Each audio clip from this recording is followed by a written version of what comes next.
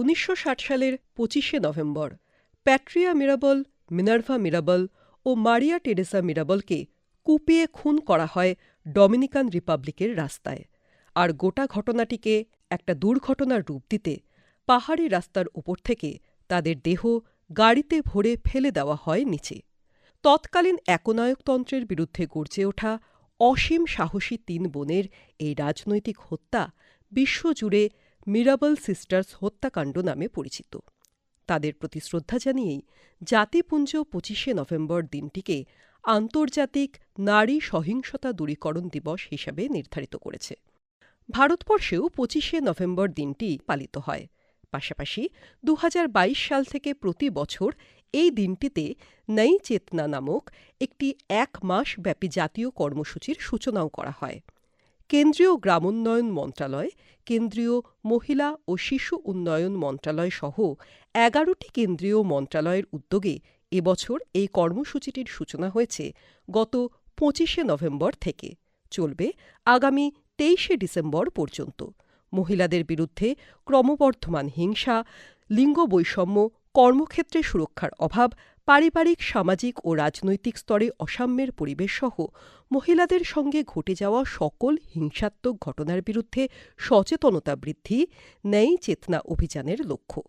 অভিযানটির সুফল এদেশের সকল প্রান্তিক নারীর কাছে পৌঁছে দেওয়ার লক্ষ্যে এটিকে সংযুক্ত করা হয়েছে দীন দয়াল অন্তোদয় যোজনা, জাতীয় গ্রামীণ জীবিকা মিশন বা DNRLM এর সঙ্গে।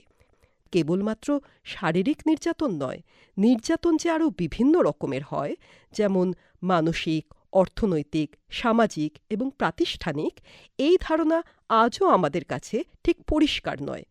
মানসিক নির্যাতন যেমন নারীর উচ্চাকাঙ্ক্ষা নিয়ে পরিহাস, তার চরিত্র হনন করা, তাকে উপেক্ষা অপমান করা বা তাকে একঘরে করে রাখা ইত্যাদি। অর্থনৈতিক নির্যাতন যেমন মহিলাদের চাকরি করতে না দেওয়া, নারীর নিজ উপার্জনে তার অধিকার অস্বীকার করা, তার পারিবারিক সম্পত্তির অধিকার অস্বীকার করা ইত্যাদি। এবং সামাজিক ও প্রাতিষ্ঠানিক নির্যাতন যেমন লিঙ্গভিত্তিক অসম আইন, প্রাতিষ্ঠানিক পক্ষপাতিত্ব, নারীর প্রতি ঘটা অপরাধমূলক ঘটনার দীর্ঘসূত্রী বিচার ইত্যাদি। এই সবই যে নারী নির্যাতনেরই অংশ, নির্যাতন প্রতিরোধের লক্ষ্যে প্রথমে আমাদের সে কথা জানতে হবে।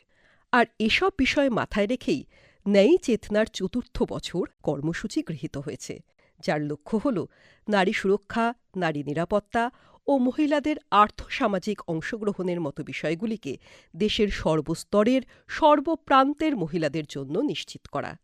গ্রামে গ্রামে সচেতনতা শিবির গড়ে বৃত্তিমূলক শ্রমে মহিলাদের অংশগ্রহণ বৃদ্ধিতে উৎসাহিত করা, গার্হস্থ্য শ্রমকে পরিবারের সকলের সমান দায়িত্ব হিসেবে প্রতিষ্ঠিত করা, মহিলাদের জন্য সহজ ঋণ ও দক্ষতাবর্ধক কারিগরি শিক্ষার ব্যবস্থা করা, নারী বিদ্বেষী আচরণের বিরুদ্ধে প্রতিবাদ ও প্রতিরোধ গড়ে তুলতে মহিলাদের উৎসাহ প্রদান করা, প্রশাসনকে ধারাবাহিকভাবে লিঙ্গ সংবেদনশীল বাজেট প্রণয়নে উৎসাহিত করা এবং নির্যাতিতাদের কাছে সরকারি সহায়তা, হেল্পলাইন নম্বর, সুরক্ষা কেন্দ্রের বিবরণী, লিগ্যাল এইড ইত্যাদি পৌঁছে দিয়ে অভিযোগ জানানোর পদ্ধতিটিকে আরও সহজ করে তোলা। এবছরের কর্মসূচির আরও একটি গুরুত্বপূর্ণ লক্ষ্য হল দেশ জুড়ে মাদকাসক্তি প্রতিরোধে পদক্ষেপ গ্রহণ।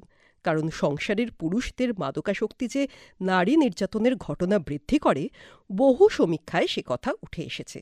ফলে তার নির্মূলকরণের জন্য প্রয়োজনীয় নীতি নির্ধারণ এই কর্মসূচির অন্যতম লক্ষ্য। সর্বোপরি নই চেতনা 4.0 সকল নারীর অন্তরে সেই প্রতিবাদী স্বর, অপ্রতিহত চেতনা জাগিয়ে তুলতে চায়, যা কেবলমাত্র তাদের সঙ্গে ঘটে যাওয়া অন্যায়ের বিরুদ্ধেই নয়, অন্যান্য মহিলাদের সঙ্গে ঘটে যাওয়া অপরাধের বিপক্ষেও তাদের লড়াই করার স্পর্ধা যোগাবে। এক উন্নতশীল ভারতবর্ষের লক্ষ্যে লিঙ্গ সাম্যের ন্যায় প্রতিষ্ঠাই নই চেতনা কর্মোদ্যোগের প্রধান লক্ষ্য।